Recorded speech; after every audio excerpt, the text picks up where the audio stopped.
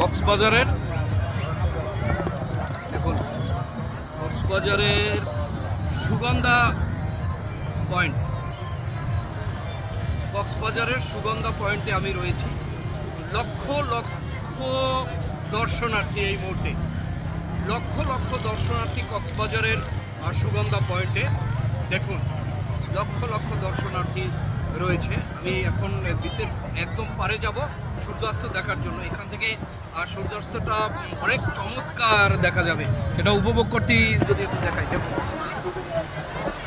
লক্ষ লক্ষ মানুষ আজকে ছুটির দিনে এখানে সুগন্ধা বিচে।